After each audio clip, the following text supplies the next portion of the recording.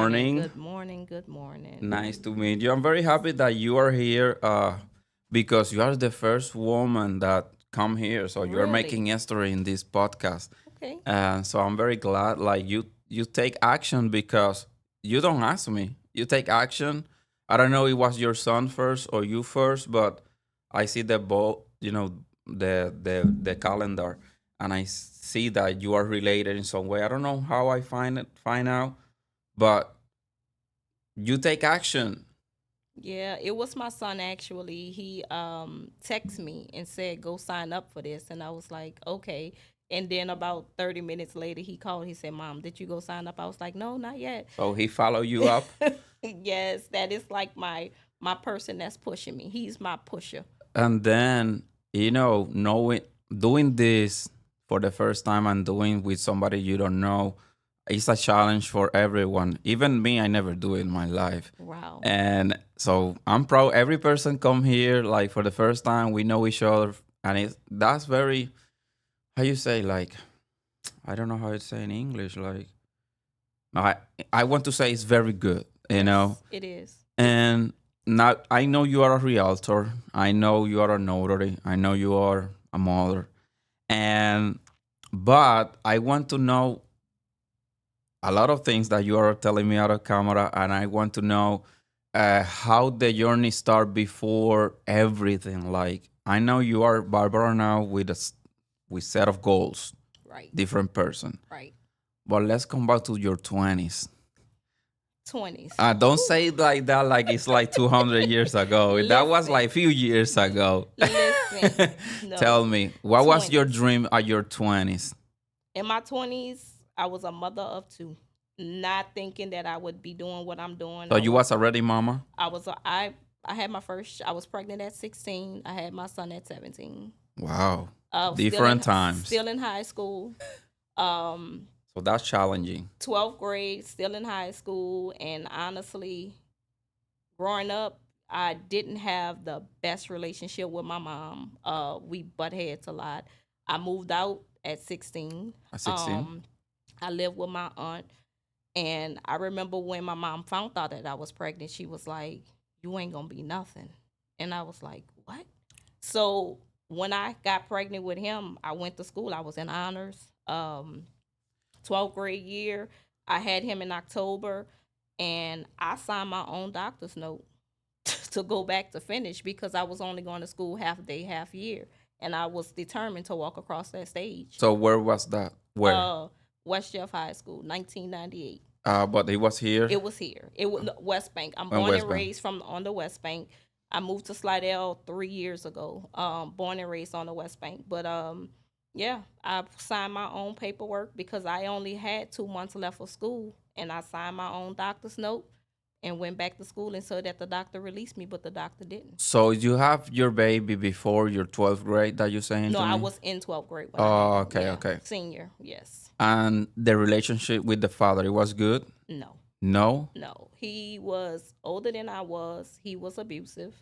Um, so I did what any mother thought that they can do, and that was get away from him and protect my son. It wasn't until he was 8 he met his real father.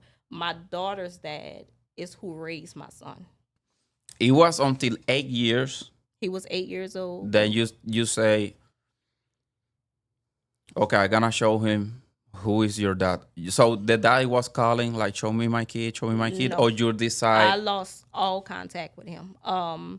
You ever on the TV when you're looking at cartoons and somebody get hit and they like I see stars. Um, that's what I saw with him. One day, he tried to kill me. Um, but you was already a mom. uh, yes. So you try to continue your relationship. When So it you was a toxic relationship. It was a toxic relationship, and a lot of people don't understand and a lot of people don't know when you are in those types of relationships. People will say, "Why are you so stupid? What are you there for?"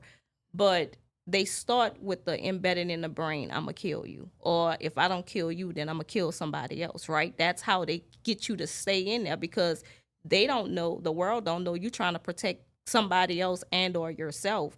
So when you realize that that's their mechanisms of what they use, you get out of there. You figure out a way to get out of there. Unfortunately, some women don't make it out, but by the grace of God, I made it out. Um, but that being said, it was Christmas. My son was 2 months, and I called my mama, and I was like, I want to come home. And she sent my uncles to come and get me, and they told him, if you touch her, we gonna do you something. And I never looked back. So I protected him the best way a mom knew how, was not let him have any contact with him So for 8 years, for 8 years. how you decide to give him a chance? I took my son in a car and I had a conversation with him and told him, I need to tell you something. And if you want to So know, he was asking. no, he never asked because my daughter's father raised him. He Oh, never asked, he never knew. now I understand. So when he was 8, I felt like I owed him Yeah, that, you yeah. know. So I told him, I took him to him, and I also told him, if he do you something, come tell me. So he started going around that family, being a part of that family, and then his dad unfortunately killed his own brother. Oh my God. So let me blum.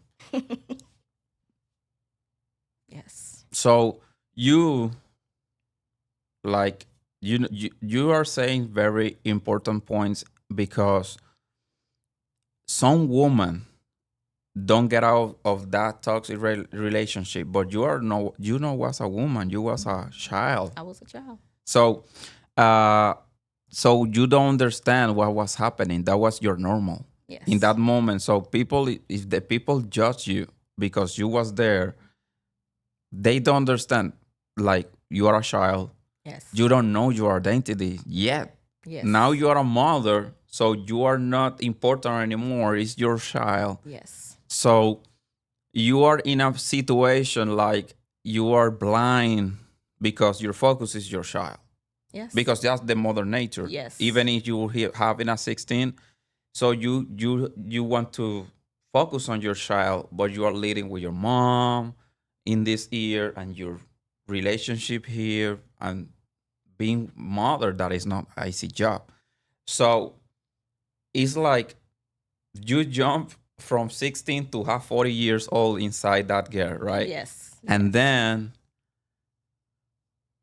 you be so strong and give him a chance to your mother and this person, and he killed his brother, so he's in jail.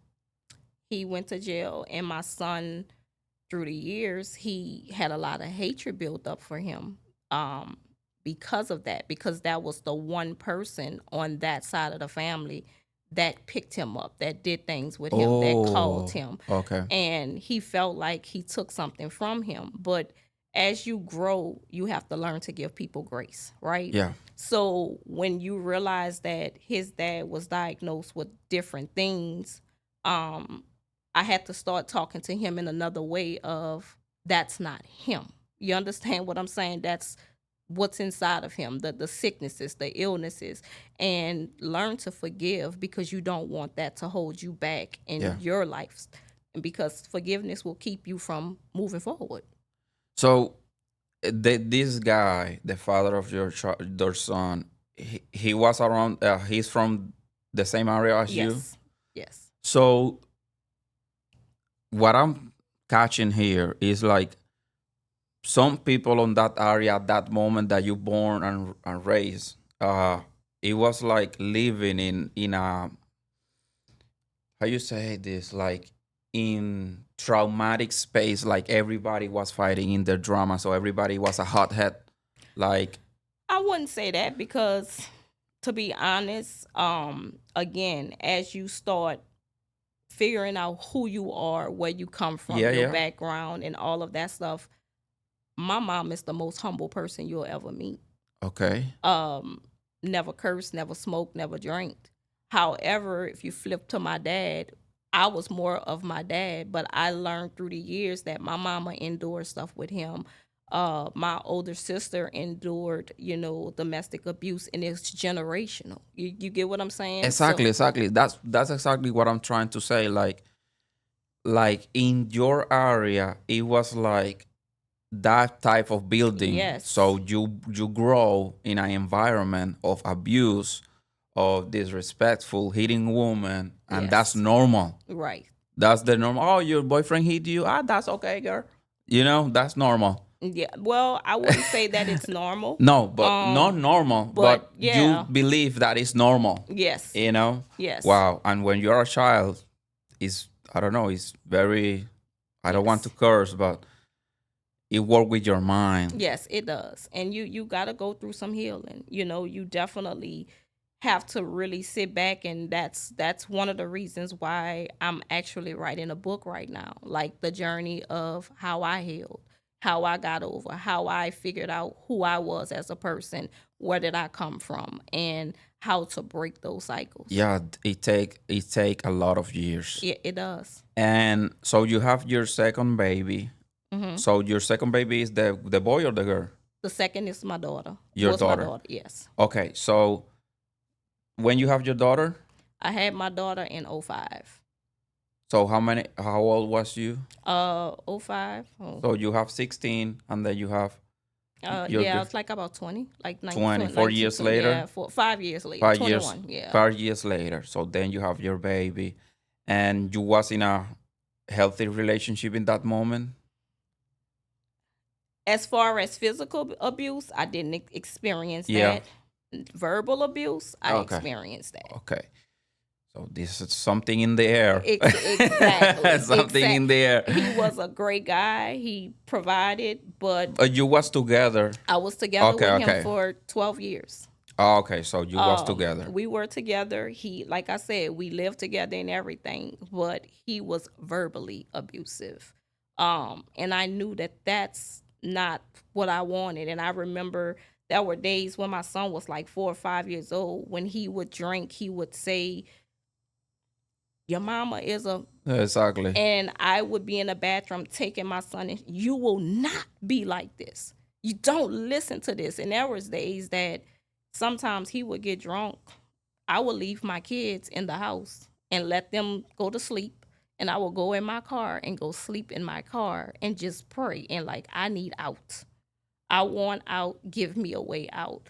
And that finally happened after 12 years. However, I think that I stayed because he was a provider. You get what I'm saying? Yeah, you I need him. I had security. However, when I look back, I was in college. I didn't have the support that I needed to move forward. So yeah, I messed up in that area as well. So do you realize now at this moment when you see yourself at that moment, uh that you don't, maybe you have, you surprised me, but you don't have like close friends at the moment that understand your trauma because they don't understand. So you don't have like a close friend that you can talk because they don't understand your situation. So mostly you are alone in your own situation a lot of the time. Like who I can count because these troubles is not body's problem, it's my problem. So I don't have like real friends that back me up. So you have that situation as well, or you have a close friend that I like definitely I he was have. fighting with you emotional and Yes, in your emotion and that. I definitely have people that I can honestly say, and I'm gonna go back to the same thing, the root God. He always had somebody that was there, that was teaching me, that was helping me along the rope. And even till today, even where I am today, I have those people that I can call on, that I can go to. The same people from 20 years ago. I still have two friends that are my lifelong friends. Exactly, that's what I'm Yes. asking. Like you have friends that it was along Yes. that journey and still Yes. your friends To this day. and say, wow, you remember those Yes. days, To this those day. hell's day. Yes. Okay, that's what I'm Two asking of them. because when you have like this type of trauma and situation, family situation, or people judge you, or people abandon you too. Like, oh my God, this girl with this type of You get a problems. little bit of both. Exactly, and that's very sad because nobody understands that you need people around you to Yes. support you. Yes. Wow. You can't do life by yourself. Exactly. So you was sleeping in your car and praying like Yes. God, Get me out of here. get me out of here. This is not the life you have for me. You never. So you grow with this type of how do you say this? Or I want to have this conversation so bad with the right words, and you grow with the fighting mentality. Yes. So you don't shut. You don't how you say this. You don't get quiet when he's fight you back. So you fight back too. Like you are like two dogs in a fight in the beginning Let me say until no. you understand that fighting is not the way. How many years take you? Because now you are. I know by I feel in the vibe. Like if I show you out right now, you're gonna be calm and resilient. Yes. But that take years. Yes, it does. So how many years take you from be a fighting person who fight back, spend time fighting with somebody, discussing things that is in the air, and to be a person of calm? It took me a while. I Yeah, will probably say I haven't gotten to this stage of being quiet and not having to fight back. Probably 2017 is when I really started saying, 2017 that was. yeah, So it take you like almost 20 years. yes, So that's good that you say that because people like you grow. I can say for sure in every place 70% grow like that hmm, because we grow with traumatic parents that grow yes, with traumatic parents, so the trauma, you know how you say, like pass yes, from generation until somebody stop and put a wall, yes, gonna start to build a better journey with flowers, with love, with empathy. So it's like until you don't put that wall, your life is not gonna change. exactly. So people like grow in that environment and repeat and repeat until this age, Yes, 2024, you continue see people like, man abusive with woman, man abusive with child, and yes, they go to work like it's nothing, like they go with the straight face and this is my normal life, and behind the doors I'm this abusive person. yes, So it's like it's good that you break the cycle and it yes. take you 20 years. So people need to understand like it's possible, but people don't want to get out. They think that it's not possible. This is me. The ego is so high. This is me. I'm not gonna change, and that's it. I will tell any woman it is possible. Even when you look like you don't have an out, you have an out. But you have to want that out. You have to want to know that you are somebody, you are loved, and you don't deserve what they're given, because most of the trauma that men and sometimes women too, so we can't exclude them because there are men that goes through some of the same stuff that women goes through, but at the end of the day, they have their own brokenness that they haven't healed from. So you become the person that they take it out on. But you don't have to stay there. And okay, so let's come back to the car. You move on, and then okay, so you was in the car. Mhm. When you fight, you go to the car, and then you call your mama to say, "Oh, I'm get out." No, that was your first relationship. No. How you get out this relationship? Um, he cheated with a friend that our kids played together. Okay, And that was it. That was my last straw. okay, And one holiday, Thanksgiving, I remember it. It's like it's in the mind. yeah. Thanksgiving, he asked, "Can he come over and spend time with the kids?" I told him no problem. And he brought all of his friends with him, and some words got passed, and that was it. I told him, "You don't have to ever come back." So he was disrespectful He again. was very Oh my disrespectful. God, He in was Thanksgiving. very disrespectful, and I had to give him a little piece of my mind and told him to get on, and that was the end. Like I never look back. Never look back afterwards. So it's crazy what you live, but it's not like it not surprise me at all. Because I know a lot of stories. And how do you start? you know fight with your kids the same way. So what you are trying to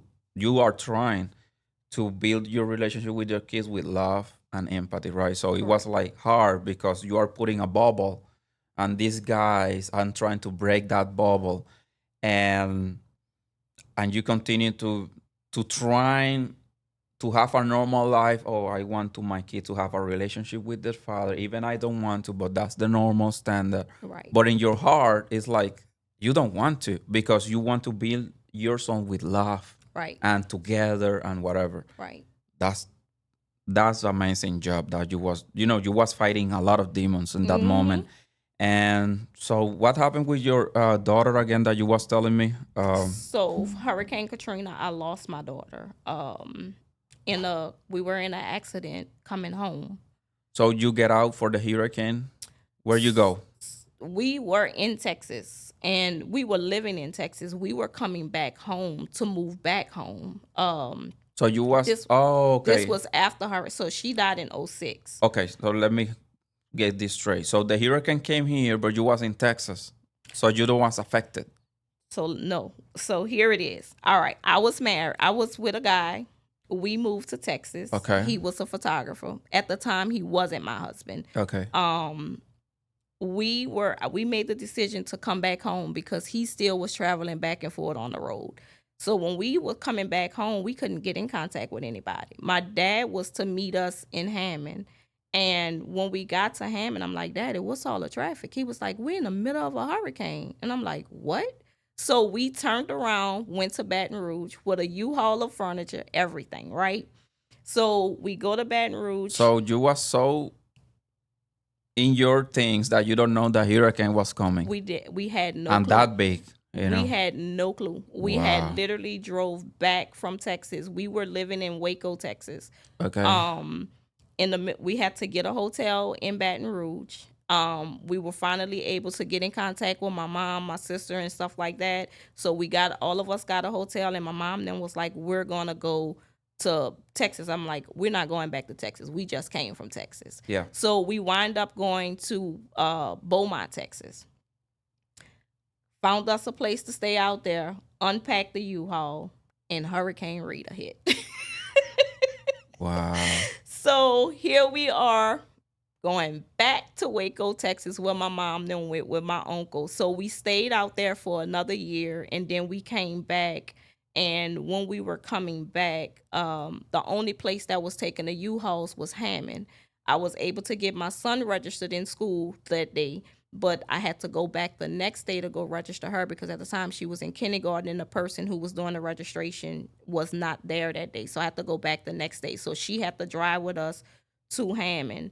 And when we were on our way back, that's when we had a 13 car pileup accident. We spun from the eastbound lane back into the westbound lane. We stopped right here at the tip. The car stopped right there. So it was a 13 cars 13. accident, Mm-hmm. but it was raining or something. I-12. Yep. Okay. I-12. Yep. So okay. So you was driving? No. No. The guy that I was with Yeah. at the time was And the driving. car, the first hit come from where? A car behind us, then we hit. It was like, and then we spun. Our car just kept spinning and it spent. And hitting Mm-hmm. a lot of things. Mm-hmm. Yes, it was bad. I have 13 layers of my skin that was open. They had to airlift her to Children's Hospital in Hammond.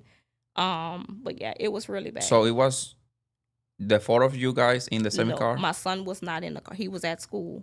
We went to go Ooh. drop the U-Haul back off. Okay, okay. And on our way back, we told each other, one drove the U-Haul, I drove the car. So on our way back going home from dropping off the U-Haul, that's when it happened. So she was in kindergarten, so she have a car seat in Yes. that moment, but the car was crushed. It So she was wasn't- alive at the moment. She was alive for a week, but her brain kept swelling. Okay, she was hit in the head. Her brain kept swelling.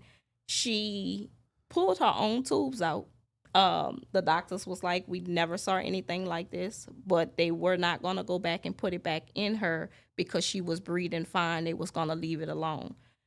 Well, one night her dad came to the hospital and tried to get in a bed with her, and the doctors telling them that he couldn't. He was drunk. So he started making the children heart rates Yeah. go up and the monitors going off. And to be truthfully honest with you, the night before that even happened, I was laying on the bench in the hospital and I was asleep, and I had a dream that I knew she wasn't gonna make it. And I was like, God, no, that's not what you're telling me. And I ran into the chapel and started praying. And the doctor said because her heart rate was going up, they were gonna have to go back and put the tubes in her. And that day I left to go home to go take a soak because my body was still sore from the accident and stuff like that. And by the time I got on the bridge, my sister called. The bridge is Baton Rouge. We were in New Orleans. Oh, okay. We were at Children's Hospital in New Orleans. Okay. My sister called and she said, "Turn around." I said, "Why? My daughter dead?" And she just got quiet. I said, "I already know." So So he God prepared prepared me. you. He prepared me. Yes. Wow. So you scream, No, I went through a stage of not even. shock, no nothing. I was numb. Like I quiet. was I was mad. I was angry for a while. Like, God, why did you do this? Like, how could you take her? Um, I went through a stage of I didn't want to get close to my son Why? because I had already lost a child, so I was like, I don't want to be close to him. Because you feel guilty. Yes, Oh my God. yes, I went through a stage of everybody just leave me alone, and I So, got over it. so DeAndre, how when you have the chance to talk with him of the situation, and when you move the stage, okay, of quiet to talk with DeAndre, how DeAndre take it?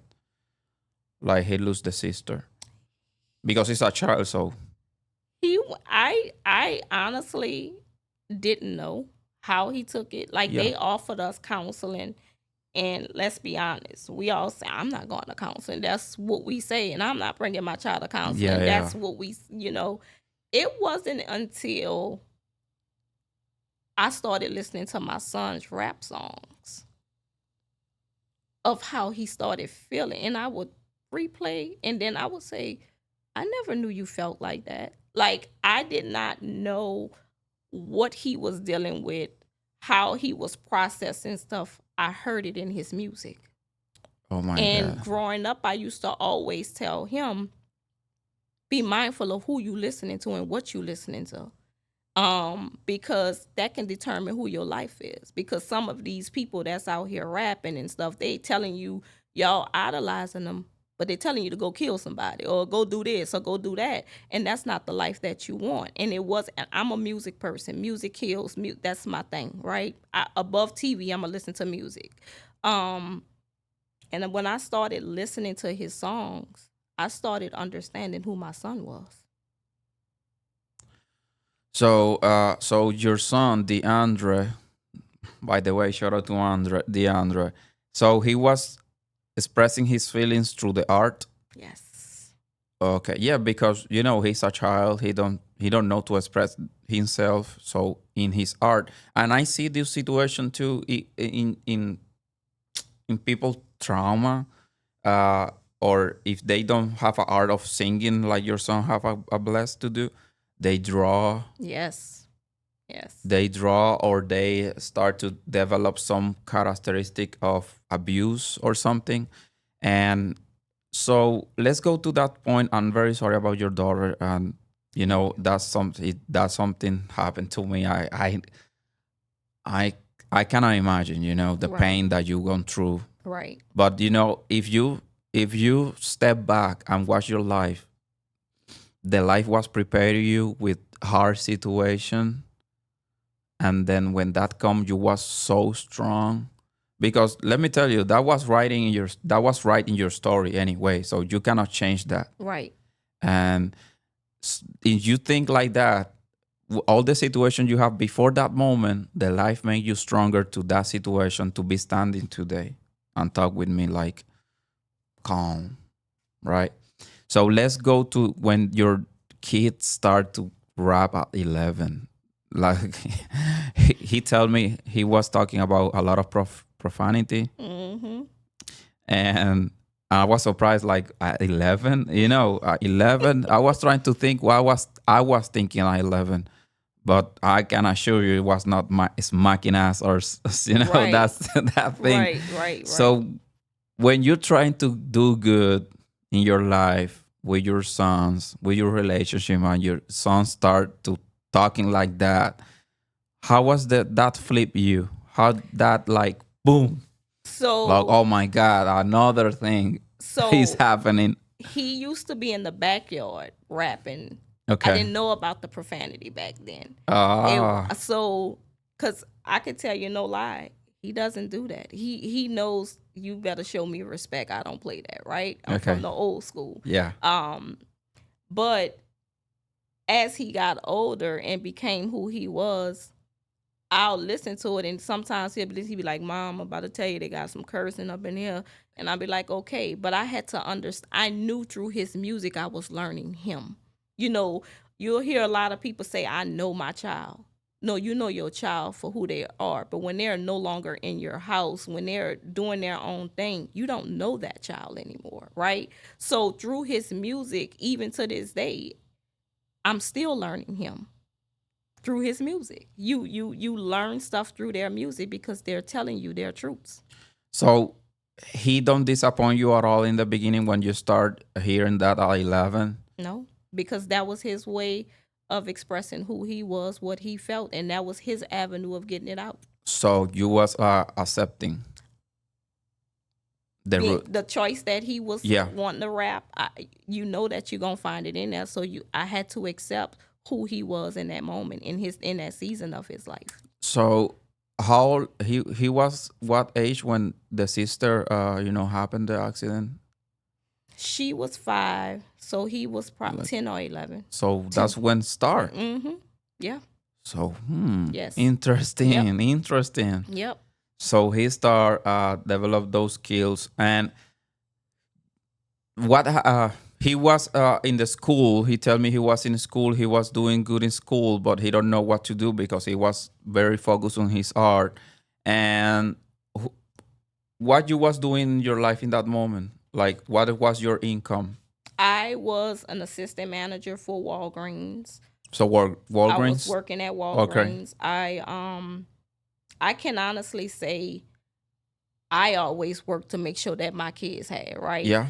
But one thing that stuck with me and made me start changing and looking at, do I want to do retail the rest of my life, was I remember my daughter used to always say, "Mama, you always at work and you never home with us," and da da da da da. So you was always working from morning to I used to afternoon. work 8 at night to 8 in the morning. I used to work the overnight shift. Who was it with the kids?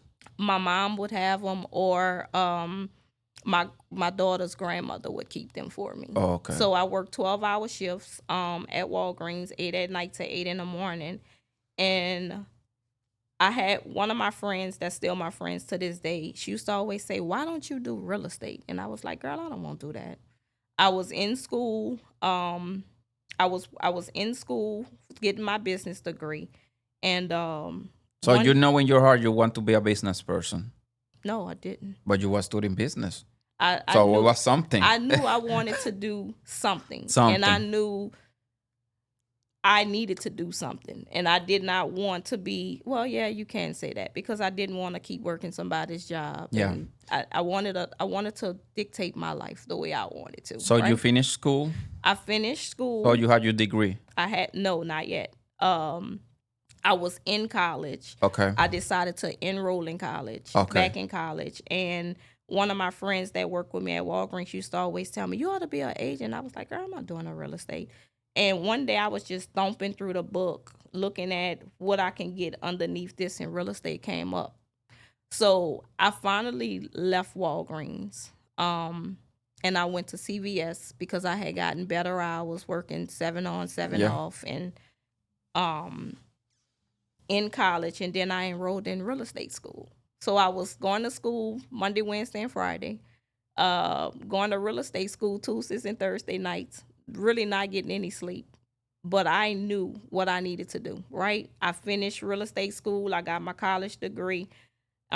Started working part-time as an agent and left there, and I worked for a property management company because I wanted to learn all things real estate, right? So Like, you go all in. yes, I started working for a property management company, learning the ropes on property management, stayed there for a while, um, went to like a couple of different brokerages, and the one broker that when I first started, Alicia Boyd, I used to go to her page. I used to watch her. I used to be like, Lord, I won't be just like her. So I finally go work underneath her brokerage, and she was like, you getting your broker's license? I was like, no, I'm not. And she said, yes, you are. And So he pushed you, she she pushed you. pushed me, and I did it. And then You have your I license. have my broker's license, Uh, and I stayed there for about 2 years. I think 2, 3 years, and then I I was like, God, I was like, if you want me to do this, then you got to give me the name. And I was trying to come up with a name to match my daughter and my son. And it was like everything was like medical doctor. And I was like, I'm not doing this. And one day I took a nap, woke up, be realty, honey, I'm home. And that's when I started the journey. so when before you open your own real estate, how many years take you Um, from the beginning to there to that 7 stage? years. 7 years. hmm So when you do that, so you have your license, but it's under her firm. Well, when I first got my license, I was with the third, yes. When I got my broker's license, yes, I was still with her. Yes. Yeah, and then you part ways in a friendly matter. So Mm, you was friendly when you yes. part ways, Yes. and you open up. So how many houses do you sell before that stage in 7 years? If you mind to, I if I can ask, averaged I averaged about 20 to 25 sales a year, a year. average. So, It yeah. was two houses a month. Yeah. And do you decide, okay, let's go all? Why do you decide go all in outside the company? Like they treat you well. They treated me well, but I just wanted to do things what the experiences that I had in life and the things that I wanted to do for me is not just a real estate brokerage, Yeah. right?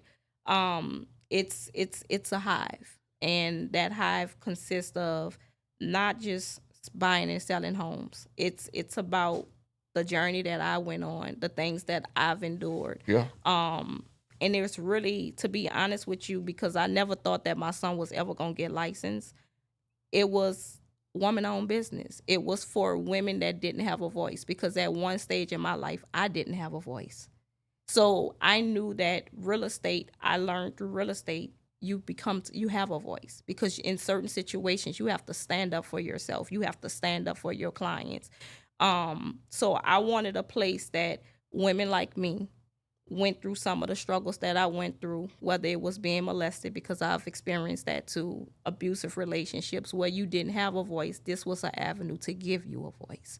So mine was more on a deeper level of building up others, helping others become who they were called to be. And not only helping other people understand what it is to be a homeowner and stuff like that, and it's also eventually one day to become a resource center. When you walk through this door, you don't have to leave this door for nothing. And that's the reason why I got the notary license and other things to come behind it. So it's So steps. so you know a lot women in your journey, like they want their home because they are was escaping for some things. Believe it or not, majority of the people that I've serviced, my clientele, is people that Who- I'm able to have a conversation with, to and minister to. It's, believe it or not, yes.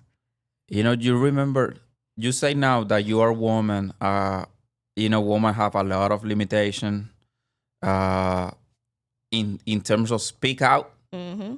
in terms of growth, that was so normal. Mm-hmm. I keep saying the word normal because people think that's normal, but it's not. It's not. And now you're here. You're the first woman in this podcast, and I'm happy that you take action. That you're a woman to take action, and because no other woman want to sit with a guy to talk things very vulnerable. Yes. Um, you do it because you have a message to give Yes. and your heart desire. Yes. So you are a person of service of community. So Yes. you are like me. So I try. You never have how do I say this because I don't want to create the drama. But I have a relationship with other real estate agents and here in Louisiana, and they are have their own issues and things. And do you ever like be I don't want to create drama with this question, but Go ahead. real estate, when you're a real estate agent, you want your client happy, Yes. but you want to be authentic too, Yes. like be realistic with everything. Yes. But you ever wonder why real estate agents some want to be like your friend, like because they want you as a client, but then they don't want to be with you anymore because the deal don't go through or whatever, and you are not the person you was nice as a real estate agent because the only thing you want is the deal. And if the client don't go through with the deal, oh, I'm not gonna help anymore. So I experienced that. Wow. Like I feel like wow, a very authentic person, very strong person, and in the end, the deal don't go through, and I don't have that relationship anymore. That I was happy to have it. Even I'm a person who lose and win. I accept that, and I believe relationship need to get together even in the win and the losses. Exactly. So when I lose that relationship, I feel like wow, you was scamming me for some reason. So why it need to be like that? I can't speak for them that do that, unfortunately, because that's not who I am. You're gonna have some issues in relationships deals to where both parties gonna mutually agree. Nah, I don't want to deal with that person anymore, right? Or and there are some times, and I can be truthfully honest. You're wishing and hoping that this deal is over because that person that you met, it's like they were pure hell. And it's like, just let me finish with you and I don't have to deal with you ever again. However, on the flip side of that, for us, all of our people, we go to their houses. If they call and say they have a party, if we can make it, we going. They become our family. It's not just let me send you a house and then that's it. Like that's not the end of the story for us. Yeah. So I'm thinking like something happened, but if we are adults, Talk we can about talk it. about it. That's right. And I don't think that we was having any issue. I don't know what's happening in the air. I'm thinking like how you say this, like I feel it was a person, but in the end it was not. It was just the deal.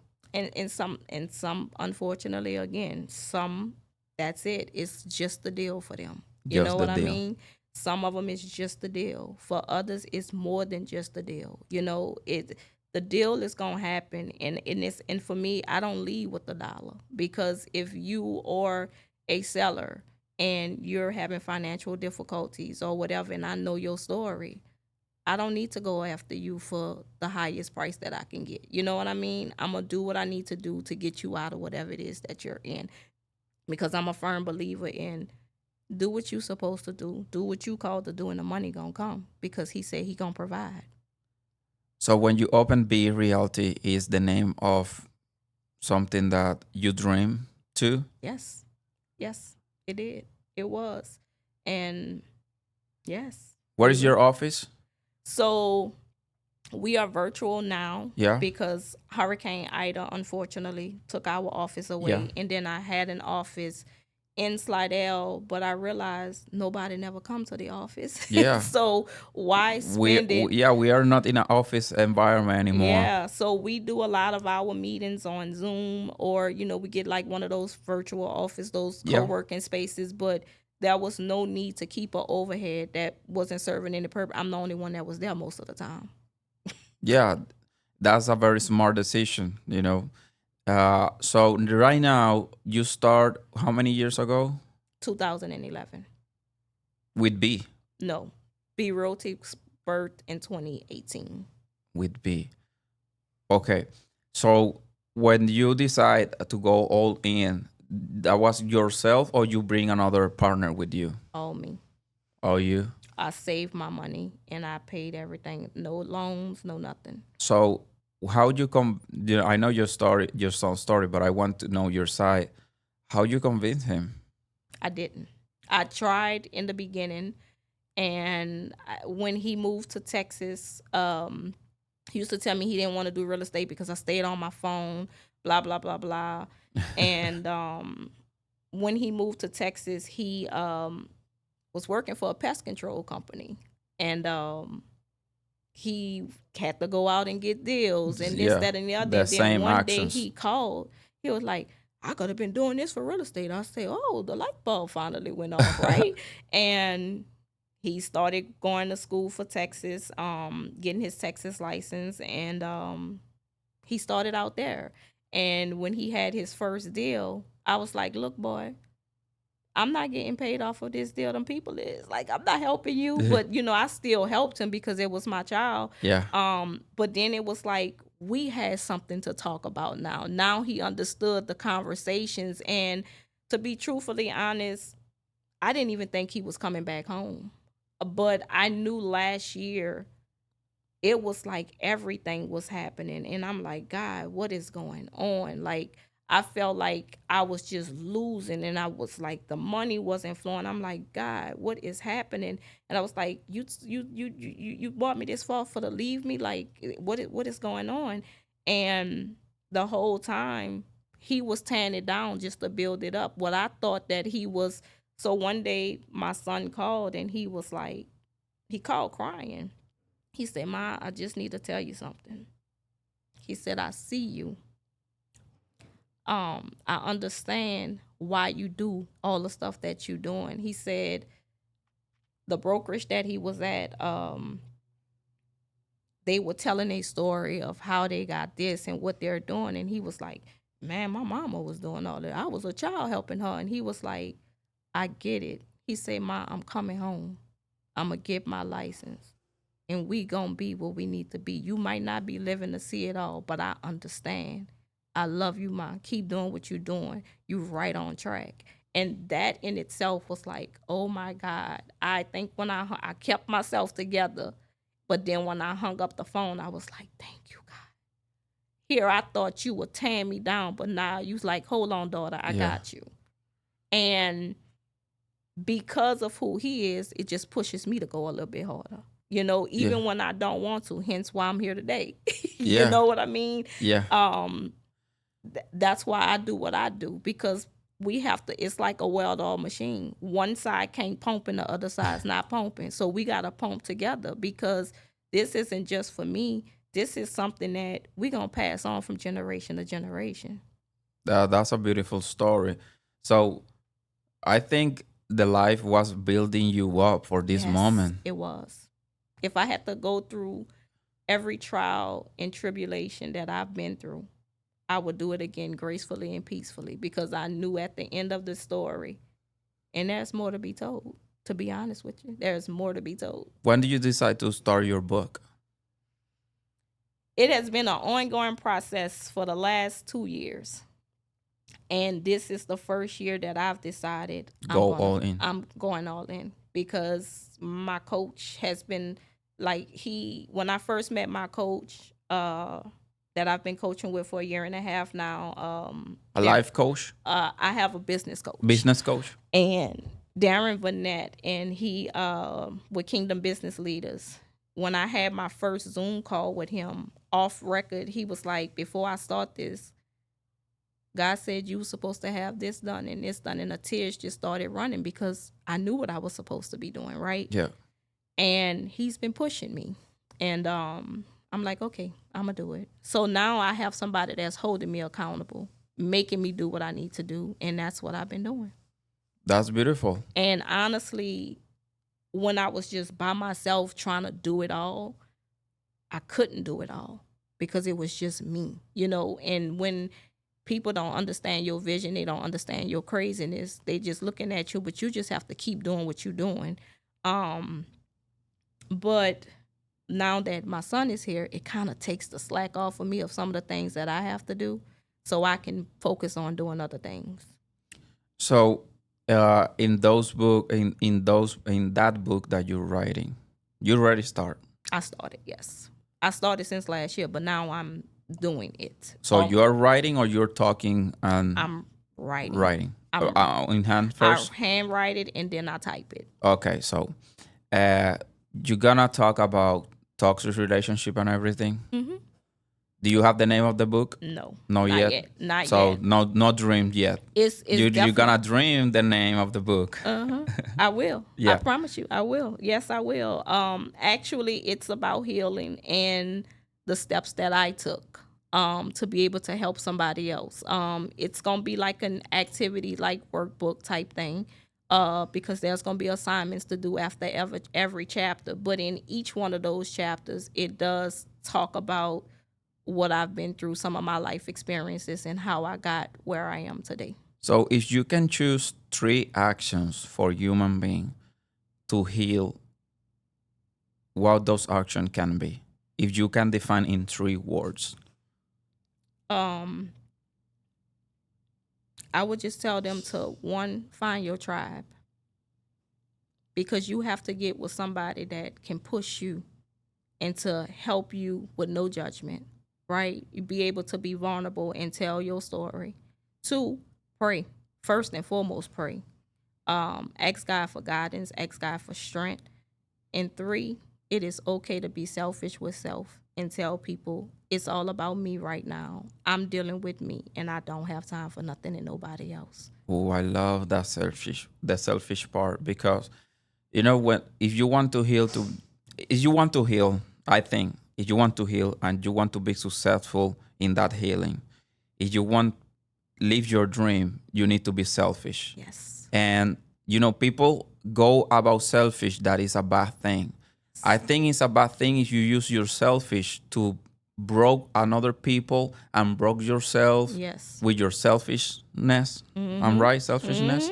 But if you're selfish to do good, to love yourself, to try to love others, you are doing something good with your selfishness. Yes. You know? Yes. So I love the three picks that you pick, the three words that you pick, because you know what you're talking about. I know. And that's it, Barbara. I'm really happy to have this Thank you for conversation having me with here. you. I wish you the best. Thank you. I wish you the best with the book, with your company. I know it's up and down real estate right now because the market, I talk about this with your son. But you've been in the business, too many to understand that it's up and down every Yes. time. So I wish you the best. Thank you for having, this conversation. And